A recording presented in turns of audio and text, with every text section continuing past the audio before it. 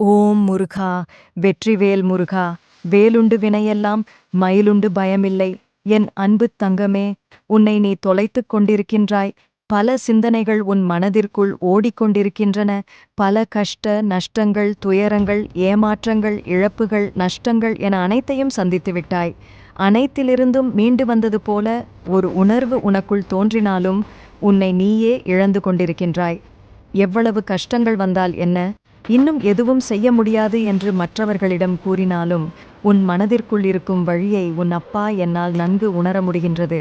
யாரிடம் நீ சந்தோஷமாக இருக்கிறாய் என்று கூறினாலும் அது உதட்டளவில் மட்டுமே கூறுகிறாய் என்பதை உன் அப்பா நான் எப்படி அறியாமல் இருப்பேன்?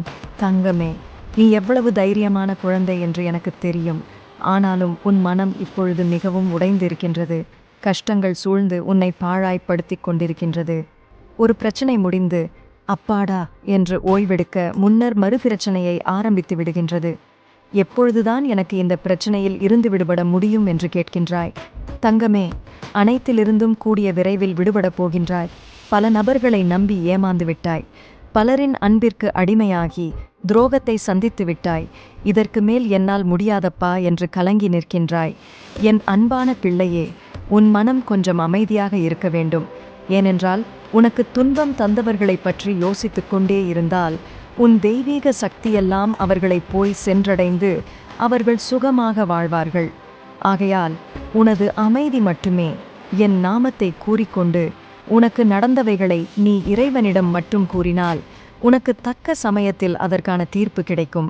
என் அப்பா என்னிடம் உன் மனதை ஒப்படைத்துவிட்டு உனக்கு துன்பம் தந்தவர்கள், நீ வாழ்வில் இழந்தவைகள் அனைத்தையும் நான் பார்த்து கொள்வேன் என்று நம்பிக்கையோடு என்னுடைய நாமத்தை கூறிக்கொண்டே இரு. உன் மனதில் எப்பொழுது அந்த தவறான எண்ணங்கள் வருகிறதோ அப்பொழுது என் நாமத்தை மட்டும் உச்சரித்து கொண்டிரு.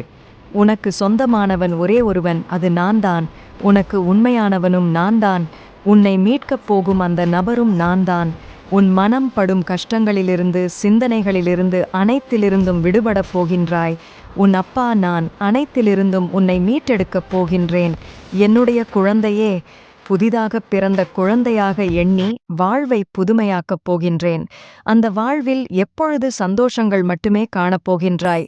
உன்னுடைய கஷ்டகாலம் அனைத்தும் முடிந்துவிட்டது. வருங்காலம் உனக்கு மகிழ்ச்சி நிறைந்த வாழ்க்கையாக அமையும் என்று உன் அப்பா நான் உனக்கு ஆசிர்வாதம் செய்கின்றேன். ஓம் முருகா, வெற்றிவேல் முருகா.